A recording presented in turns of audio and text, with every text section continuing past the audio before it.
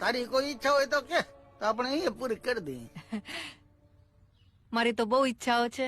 બોલો મને ફટાફટ. મારે તમારી સાથે ઘરડા થવું છે. આ હસ્તરેખાઓ કરચલીઓ બની જાય ને ત્યાં સુધી તમારો હાથ પકડી રાખવો છે. આમ જ તમારા ખોળામાં માથું નાખીને સૂઈ જવું છે કલાકો સુધી. અમર, મને તમારી ટેવ છે. નથી રહી શકતી તમારા વિના.